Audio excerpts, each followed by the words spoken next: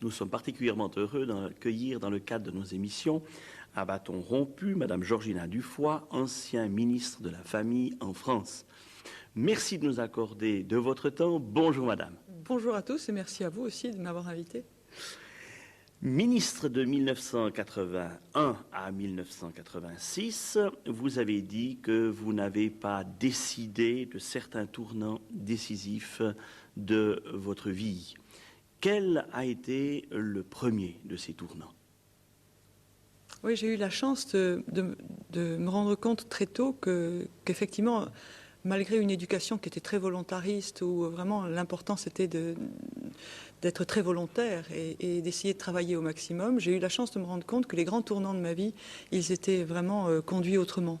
Le premier de cela a été circonstance très, très douloureuse pour ma famille, c'est que mon père s'est tué dans un accident de voiture quand il était très jeune, il avait 49 ans, et je me suis retrouvée aînée et chargée, mariée avec 2 enfants, mais assez jeune, j'avais 23 ans, et il fallait s'occuper de l'entreprise qu'il laissait. C'était le premier grand tournant de ma vie, je me suis trouvée en septembre 67, devant l'échéance du mois de septembre 67 qu'il fallait faire, il fallait payer une centaine de personnes. Et moi, on s'imaginait que j'étais forte parce que j'avais fait des études, mais j'étais nulle et j'étais terrorisée à l'idée qu'il fallait terminer le mois et payer tous ces gens. Et je sais très bien que je dois à une circonstance très très douloureuse d'avoir été projetée dans la vie d'une façon incroyablement rapide et forte, sans avoir du tout pensé. Je me suis retrouvée PDG à 23 ans sans l'avoir du tout imaginé ou même souhaité.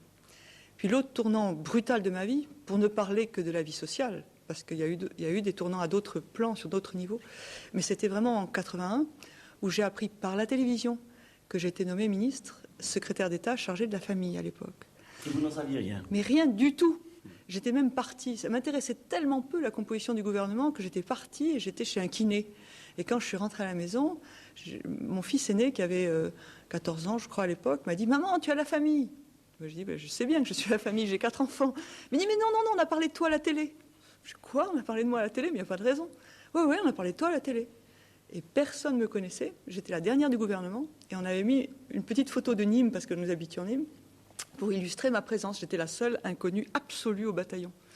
Et donc, je ne pouvais pas penser une seconde que c'était que c'était fait par ma volonté. Je me suis retrouvée au gouvernement de cette façon-là.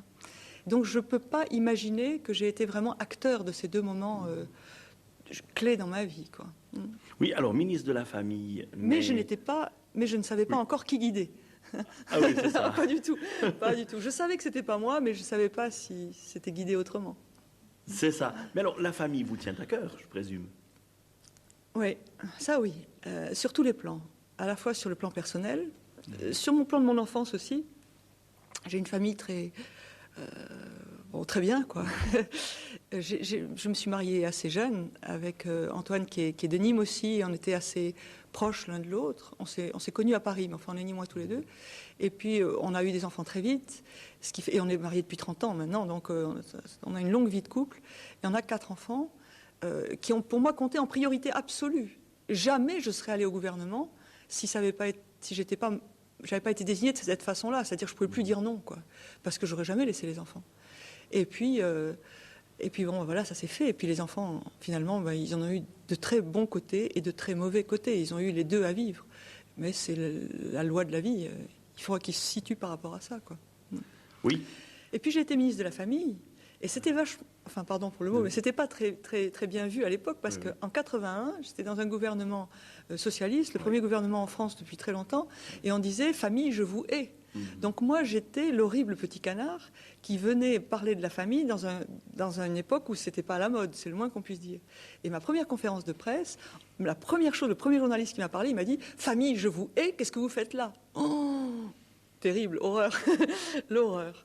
Mais enfin, bon, moi, là-dessus, j'étais tellement claire que... Enfin, c'est les choses de ma vie ministérielle que j'ai préférées, c'est-à-dire tout ce qui a trait à la vie familiale. À la vie familiale. À la vie familiale, oui. Et comment on peut inventer et renouveler la vie familiale pour chaque génération. Et au fond, je crois que ça, c'est une chose que j'ai peut-être apportée à mon pays, et ça me fait plaisir, avec d'autres, pas moi seule. Mais c'est de dire, au fond, c'est une valeur d'avenir. C'est pas une valeur du passé. Et en 81, on disait, c'est une valeur du passé, il vaut mieux l'abolir pour qu'il y ait d'autres... Moi, j'ai toujours pensé que c'était une valeur de l'avenir, mais qu'il fallait la réinventer à chaque génération. C'est-à-dire qu'au fond, la famille d'aujourd'hui, c'est pas la famille d'il y a 10 ans ou d'il y a 100 ans, c'est celle des hommes d'aujourd'hui qui vivent en famille d'une certaine façon, tout en retrouvant, et c'est là où a été le grand tournant de ma vie, le seul vrai grand tournant de ma vie, c'est que j'ai vécu une conversion à Jésus-Christ en août 88, et là j'ai revu encore la famille autrement. Et comment s'est passé alors ce grand tournant? Le grand tournant. Qu'est-ce qui vous a amené à vous convertir à Jésus-Christ? Le Saint-Esprit seulement, parce que personne, aucun être humain n'aurait pu me convaincre, aucun. J'étais vraiment chrétienne de culture, mais la présence vivante de Christ dans ma vie, ça me paraissait des sornettes. J'étais à des kilomètres de ça, des kilomètres. D'abord, j'étais très matérialiste. Ensuite, quand mon père est mort, je me suis dit, qu'est-ce que c'est que ce Dieu dont on me dit que c'est un Dieu d'amour et qui fait mourir mon père? C'est dégoûtant, c'est pas juste. Et je suis devenue complètement matérialiste. Et puis après, dans un autre grand tournant rude de ma vie personnelle, je me suis retrouvée dans une réflexion spirituelle orientale qui m'avait éloignée de Jésus-Christ. Bon, j'ai horreur de critiquer ce qui s'est passé parce qu'il y a eu aussi des grandes choses dans ce moment-là, mais enfin, j'étais très loin de Christ. Et Christ est revenu dans ma vie vraiment d'une façon fantastique par l'intermédiaire d'un monsieur qui m'a téléphoné pendant 3 mois d'affilée et qui était un monsieur que je ne connaissais pas. Mais chaque fois que je raccrochais, j'avais une petite joie légère, absolument merveilleuse. Il a commencé en mars 88. Et je me disais, mais il est fou ce type, qu'est-ce qu'il me raconte?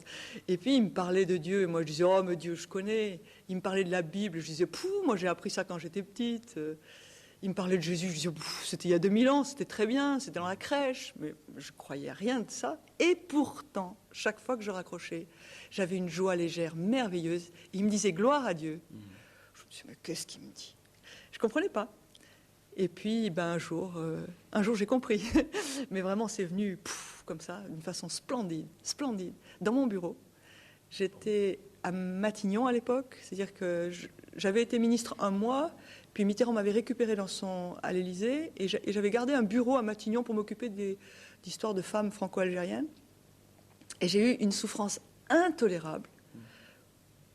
Et à ce moment-là, j'ai dit, si tu existes, viens. Et puis, paf.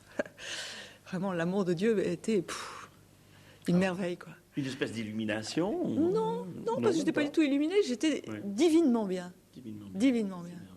Divinement bien. Et puis, toujours une même musique qui disait, c'est autre chose que l'amour des hommes, c'est autre chose que l'amour des hommes, c'est autre chose que l'amour des hommes. Et ça en 1981? En 88. 88, en octobre 88. Non, je n'étais pas convertie quand j'étais au gouvernement. C'est ça. Ah oui, d'accord. Puis en octobre 88, c'est venu tellement fort. Et puis, j'ai pas très bien compris ce qui m'arrivait. Et je dois à un certain nombre de témoignages, en particulier à celui d'André Frossard, d'avoir osé penser que ce que je vivais était juste et que j'étais pas folle, quoi. Que c'était somptueux, que c'était beau, et que c'était vrai. Et c'est pour ça que je témoigne maintenant.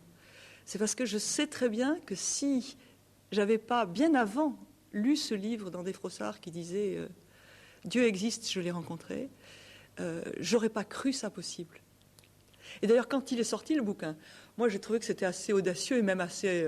j'ai rien compris. Comment quelqu'un pouvait dire « Dieu existe, je l'ai rencontré ». Moi, ça me paraissait impossible, ce truc-là. Et pourtant, au moment de ma conversion, j'avais des tas de petites réminiscences comme ça qui me disaient « Mais si, c'est possible, il y a des gens qui ont vécu ça, mais c'est possible, c'est pas bidon, c'est vrai, ça reste. » Et puis... Alors, vous avez vécu, je crois, des expériences tout à fait extraordinaires au niveau de votre famille. Ah oui, vous voulez parler de la guérison de mon mari? Par exemple, oui. C'est-à-dire que ce qui s'est passé, c'est que donc moi je me suis convertie en août 88 et ma famille ne l'était pas du tout et comprenait pas du tout ce que je vivais. Et en particulier pas mon mari. Et on a vécu quelques années ensemble où c'était très dur. J'ai une compassion maximum pour les couples comme ça, parce que c'est dur. Et il disait, Georgina, elle a de nouvelles passades, qu'est-ce qui lui prend? Elle est déjà allée voir dans les philosophies orientales, et maintenant elle raconte des... Ouh là là là là là là, il n'était pas content du tout. Surtout que je reparlais d'un Christ qui était le même que celui qu'il avait appris quand il était petit, quoi. Voilà, il ne comprenait pas du tout. Ça n'allait pas du tout. Et puis, donc, on a eu 3 ans difficiles, mais en même temps, où moi, j'apprenais cette splendeur, et puis où le Seigneur m'a ramené vers la Bible. C'est-à-dire, je rentrais du bureau à toute vitesse pour lire la Bible, alors que ce n'était pas du tout le cas avant, pas du tout, du tout. Je me précipitais, je pensais qu'à une chose, il faut que je rentre vite pour lire la Bible. Alors, je vous garantis que je n'étais pas comme ça avant. Et puis après ça, la vie nous a envoyé, les circonstances de la vie, je peux dire, je crois aussi le Seigneur, nous a envoyé une série de tempêtes. Tempête sur le sang contaminé, tempête sur une histoire à bâche, tempête avec mise en cause de mon honnêteté, ce qui est une des choses les plus dures que j'ai jamais vécues de ma vie. Pour moi, c'est la blessure absolue, la mise en cause de mon honnêteté, c'est très très dur. Et puis tempête sur la vie de mon mari, qui s'est retrouvé avec un cancer en septembre 91, dont on nous a dit il faut l'opérer, et puis c'est très très grave. Et là, il y a eu une succession de splendeurs. Mais alors, le même jour, il y avait les scanners disant que mon mari était perdu, et le même jour, le sang contaminé. Les mêmes jours. Extraordinaire comme période. Il a été opéré le 21 octobre 91, et la veille au soir, il nous a été vraiment, on a ressenti, votre mari est béni, votre mari est guéri. Et nous, on ne l'a pas cru. On s'est dit, c'est pas possible. C'est des histoires qu'on voit à la télévision, qu'on voit dans les livres, qu'on voit pour les autres que pour nous, qu'on voit à Lourdes, mais pas nous. Nous, on est des gens normaux, pas chez nous, quoi. Mon mari, en plus, c'est un ingénieur centralien, très rationnel. Il était loin de tout ça. C'est une parole qui vous a été adressée? Ouais. Votre mari est béni, votre mari est guéri. Je dis, mais c'est pas possible. C'est pas... Enfin, une petite voix en moi disait c'est possible, et une grande voix en moi disait tu vas pas te faire raconter des histoires par ces sornettes pareilles. Vous voyez, il y en avait une voix qui parlait très fort et puis l'autre. Mais enfin bon, il y a une succession de circonstances. Et puis le lundi, il a été opéré, et on ne lui enlèvera pas la vessie, on l'avait dit. Le lundi, il a été opéré, le chirurgien a ouvert, et il y avait des métastases et des ganglions partout. Et alors il a refermé. Et il m'a téléphoné pour me dire, madame, votre mari est perdu, c'est pas la peine de lui enlever, de l'amputer. Et là, j'ai senti la présence de Dieu, vraiment. Parce que d'un côté, j'avais... Alors c'est vrai, cette histoire. Donc c'est possible que Dieu guérisse, c'était ça. Moi, je croyais pas que c'était possible. J'avais en même temps, c'est possible que Dieu guérisse, et en même temps, le chirurgien qui me disait, il est perdu. J'avais les deux voix. Et le chirurgien était honnête, parfaitement honnête. Il disait ce qu'il voyait. Je veux dire, c'est un homme absolument intègre. Mais moi, j'avais les deux en même temps. Et puis, bon, je vous fais grâce de tous les détails, mais il se trouve qu'il n'a plus rien. Plus de tumeurs, et plus de ganglions, et plus de métastases. C'est un véritable miracle. C'est l'intervention de Christ dans sa vie. Et il s'est converti comme ça. Paf. Et il témoigne maintenant. Il témoigne aussi avec moi, on témoigne ensemble. C'est merveilleux. C'est au travers alors de cette expérience que votre mari s'est tourné vers Dieu. Il s'est tourné vers Christ ce jour-là, et il a dit, j'ai enfin compris que j'avais un patron dans le ciel. Moi qui suis un patron, parce qu'il est un patron, il a une entreprise à lui, etc. Puis il était le patron de sa famille, je vous assure qu'il était le patron de sa famille. J'ai été ministre, mais lui était le patron de la famille, vraiment. Et il a toujours été un patron. Et là, il a dit, j'ai compris que j'avais dans l'invisible un patron qui est infiniment plus grand que moi. Et il s'est converti comme ça. C'est merveilleux. Ah, c'est beau, c'est beau. Ah oui, c'est beau. Et quelle est votre pensée, vous qui avez été ministre de la Famille, par rapport à une question aussi grave et qui affecte quand même toute cette question de la famille, qui est celle de l'avortement? D'abord, attendez, pour terminer sur le problème médical, qui nous tient à cœur, à mon mari et moi, beaucoup, mon mari a maintenant coutume de dire une chose que je trouve vraiment importante. C'est lui qui l'a dit, mais je la trouve vraiment importante. C'est l'homme soigne et Dieu guérit. Ah, c'est très beau. Et je trouve que c'est très juste. Le médecin fait un magnifique travail. Il ne s'agit pas de diminuer le travail du médecin. C'est un beau travail. Il soigne. Oui. Et sans ces soins, on ne peut pas. Mais Dieu guérit.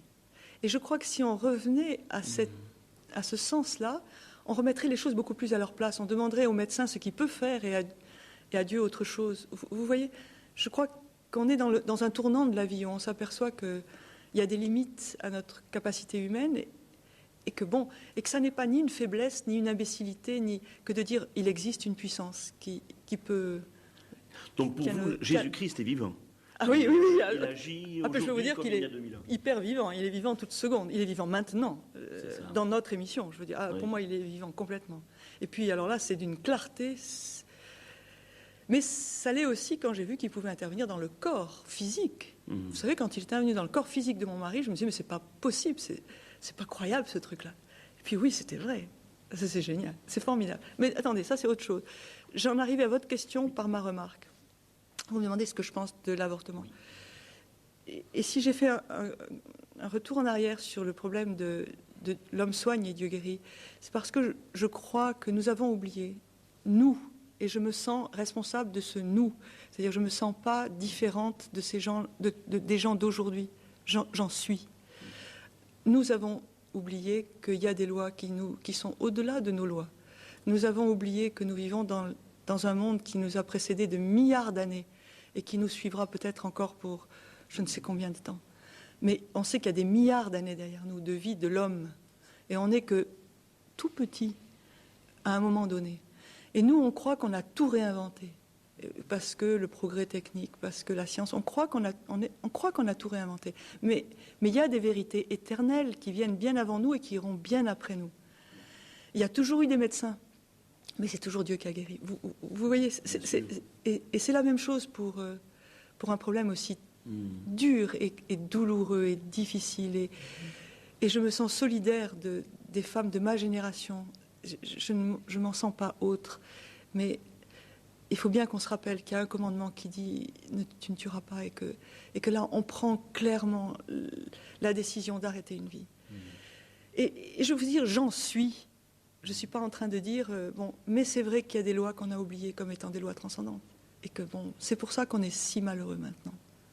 Et je crois que pour ce problème-là qui est hyper douloureux, mais pour beaucoup d'autres, on a besoin de se remettre dans des lois éternelles, mais qu'on a besoin de réinventer. Chaque génération les réinvente. Il ne faut pas qu'on fasse comme on fait papa et maman ou grand-papa et grand-maman.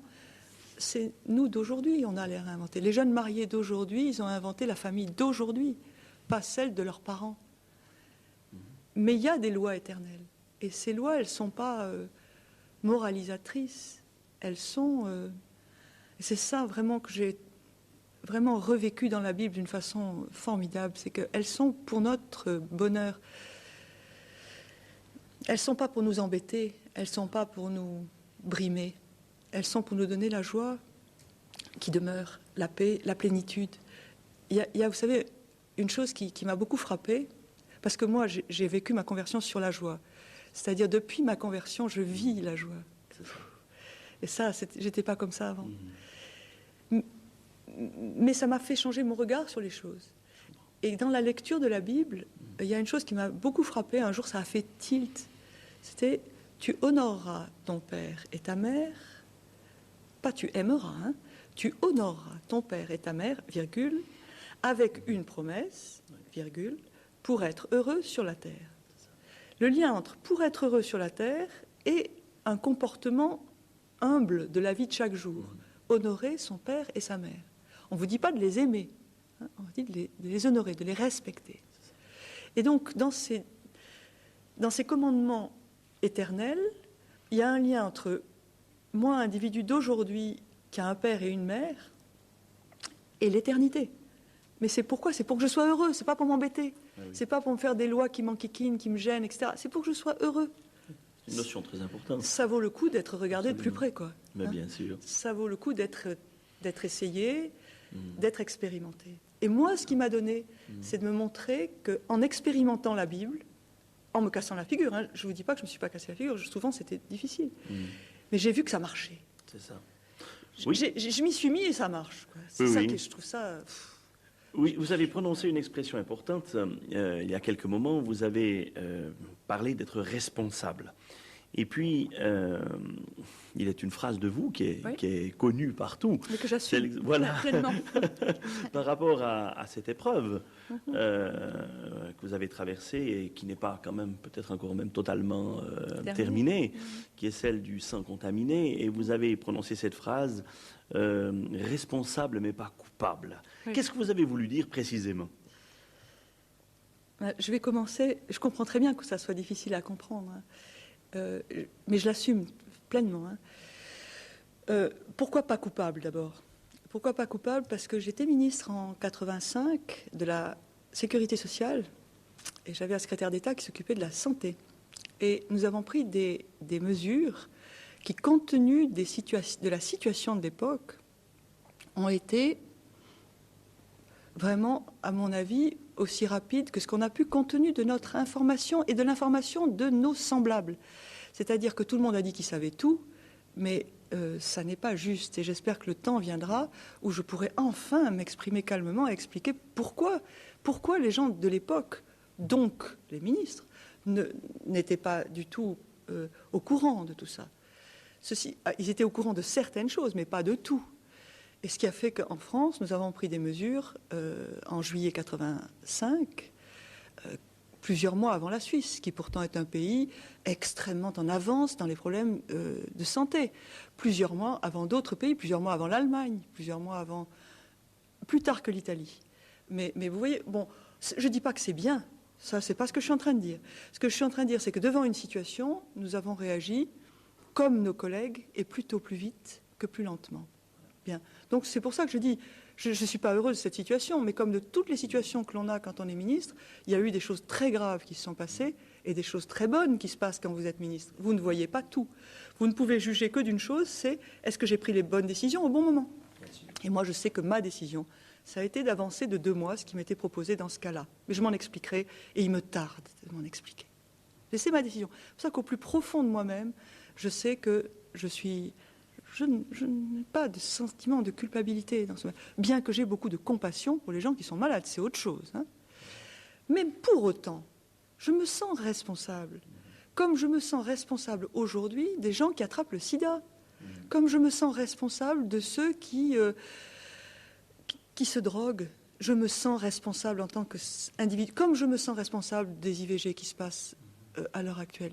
Je me sens responsable et pourtant je ne suis pas ministre. Et les gens ont dit « ouais, c'est impeccable, il lui faut un bouc émissaire, ok, c'est sur elle que ça va tomber ». Bon, ça c'est un temps et puis je pense que la vérité finit toujours par sortir et ça n'est pas juste, donc ça sortira.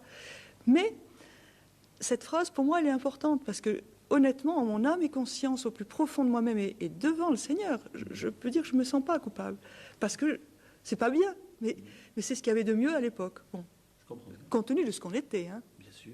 Ceci dit, pour autant, on a bien une responsabilité, mais pas une responsabilité au sens culpabilité, bien au sûr. Sens, vous savez, aujourd'hui, chez mes enfants, je vois des enfants qui ont des vies très libres sexuellement.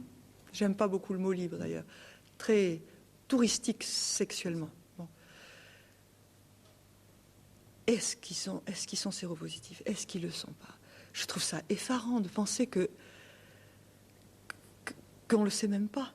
Ah oui. Et je vois la peine que j'ai, moi, en tant que mère de famille, à demander à chacun de mes enfants de faire un test. J'ai peur devant le test. Mais écoutez, je crois que c'est utile. Et moi, si j'ai un appel à faire aujourd'hui, c'est que toutes les mères de famille demandent à leurs enfants de faire le test. Voilà. Et ça je m'en sens responsable. Vous comprenez ce que je veux dire? C'est pour ça que pour moi, la responsabilité, elle est collective, elle est forte, elle est essentielle, elle est ma dignité d'homme. Mais elle n'est pas forcément une culpabilité à ce moment-là, dans ce domaine-là. Absolument. Mais ça a tellement arrangé tout le monde de me le coller sur le dos qu'ils se sont dit, allez, impeccable, il y en a voilà une qui dit des trucs, allez, on le lui colle sur le dos. Non. Bien sûr. Ça, pas pour autant que je le prends. Georgina Dufoy, vous avez fait allusion, il y a quelques moments, à cette démarche par laquelle on peut rentrer de nouveau dans le plan de Dieu, dans une relation avec Dieu, dans cette dimension que vous avez découverte. Mais pour nos téléspectateurs qui peut-être se disent mais moi, là où je suis maintenant, comment est-ce que je pourrais faire cette même expérience? Est-ce que c'est possible déjà pour chacun? Ou est-ce que Georgina Dufoy, un privilège particulier, elle, eh ben oui, ça lui est tombé dessus comme ça. Qu'est-ce que vous diriez à une personne qui vous dirait mais comment est-ce que moi... Ça m'arrive tout le temps, parce que je témoigne en privé absolument tout le temps, donc ça m'arrive tout le temps. Je dis 2 choses. Pour moi, d'abord, je le ressens comme le privilège. Il n'y en a pas 2 dans le monde, dans la vie d'un homme, il n'y en a qu'un. C'est celui de vivre cette nouvelle naissance. Ça, il n'y en a pas 2. Donc, et ça, personne ne peut le mériter. Donc, évidemment, on l'a par grâce. Ça, c'est évident. Et je ne l'ai jamais mérité. Mais on peut faire 2 choses, je pense. D'abord, on peut prendre conscience du fait que c'est possible. Et ça, c'est déjà important. La foi vient de ce qu'on entend, et ce qu'on entend vient de la parole de Dieu. C'est une phrase de la Bible. Vous devez savoir où est-ce qu'on la trouve. Moi, j'oublie les références. Je n'arrive jamais à me rappeler de toutes les références. Mais il faut que quelqu'un l'ait dit. Donc, il faut bien l'avoir entendu à un moment donné. C'est pour ça que je témoigne maintenant. Parce qu'à ma façon, à moi, j'aimerais pouvoir le dire. Bon, ça c'est la première chose. La seconde, c'est que je crois que la prière est essentielle et qu'en ce moment, dans notre monde, la prière à Christ est une prière très puissante, très forte, qui ne revient pas sans effet dans le nom de Christ. C'est la promesse de l'Évangile, qu'elle ne revient pas sans effet. Mais je constate, par mon expérience personnelle, qu'il y a beaucoup d'autres travail dans le surnaturel. Et que le surnaturel est très présent dans la vie de nos concitoyens, des Français d'aujourd'hui. Je ne sais pas comment c'est en Suisse. Mais quel surnaturel? Dans l'invisible, il y a la puissance de Christ, il y a l'esprit de l'homme, et puis il y a l'esprit de l'ennemi de nos âmes. Il y a en même temps dans le surnaturel tout ça. Seulement par le nom de Jésus et par la prière à Christ et par la prière à Dieu dans cette porte qui est étroite, mais qui ouvre, je crois qu'on trouve vraiment la proximité du Seigneur. Et je crois que la prière des mères est très importante pour leurs enfants. J'ai découvert ça, vraiment. J'ai découvert que c'était ce que je pouvais faire de mieux pour mes enfants. Vous priez pour vos enfants? Mais avant, je ne le faisais pas. Je ne le faisais pas. Même au début de ma conversion, je n'avais pas compris que c'était important. Ouais, maintenant, je prie pour mes enfants, mais évidemment. Évidemment. Et vous avez vécu des exaucements de Dieu? Oui, il y en a 3 sur 4 qui sont convertis. Et le 4e, je prie le Seigneur qu'ils ressentent la présence de Dieu, parce que ça change la vie. Et que je ne peux rien rêver de mieux pour eux. Rien. Rien. Rien. Pas l'ombre d'un métier, pas l'ombre d'une... Rien, je peux rien et pour vous qui avez été ministre de la Famille, est-ce qu'il n'y a pas là une formidable solution à toutes sortes de problèmes, en particulier ceux de la drogue, quand un jeune découvre Jésus-Christ? Ah bah bien sûr, c'est évident. Ce que je voudrais d'abord dire, c'est que c'est bien parce que j'ai été ministre, donc que j'ai eu bien tous les échelons de ce qu'on appelle la gloire des hommes, que je peux dire que la gloire de Dieu, c'est bien plus beau que la gloire des hommes. Et je me dis toujours que ça, il faut que je le pense à le dire. Et vous voyez, si vous ne m'avez pas posé la question, j'aurais oublié de le dire. Parce qu'on peut toujours dire, ouais, c'est bien joli ce que tu dis, mais t'as pas connu vraiment les honneurs. J'ai connu les honneurs. Et je peux dire, en connaissance de cause, que c'est beaucoup plus beau que tous les honneurs que j'ai pu connaître. Et que je ne reprendrai aucun de ces honneurs. Mais aucun, pas l'ombre, pour vivre ça. Mais vraiment. Et mes enfants, ils en sont maintenant devenus persuadés. C'est, je crois, le témoignage le plus grand que je peux leur donner. Mais c'est évident que la drogue, qu'est-ce qu'ils cherchent les gosses qui se droguent? Pas que les gosses, les adultes, tout le monde. Qu'est-ce qu'ils cherchent? Ils cherchent à vivre des expériences intérieures formidables. Ils cherchent des voyages intérieurs, ils cherchent des sensations. Bon. Mais demandez à un ancien drogué combien la sensation qu'il a avec le Saint-Esprit est différente de la sensation qu'il avait dans la drogue. Demandez-lui, c'est plus intéressant que par moi. Faites vraiment parler à un garçon, une fille, qui a vécu l'expérience de la drogue, qui a cherché les sensations, qui a trouvé des trucs superbes un temps, qui se cassait la figure 1 heure après, et qu'il a fallu recommencer. Et demandez-lui à quel point il se régale dans la vie avec le Saint-Esprit. Et ça, c'est beaucoup plus intéressant que de faire parler Georgina Dufoy, qui n'a jamais été droguée. C'est une des choses dont le Seigneur m'a préservée. Il m'a fait faire beaucoup d'autres bêtises, mais pas celle-là. Donc, mais demandez-lui, ça vaut vraiment le coup. Hein. Ouais. C'est superbe. C'est superbe, c'est d'une beauté, mais... C'est vraiment à dire merci, quoi. C'est très intéressant. Eh bien, je vous remercie beaucoup, Georgina Dufoy, de ce temps que vous nous avez aimablement consacré. Et puis, nous l'espérons vivement à une prochaine fois.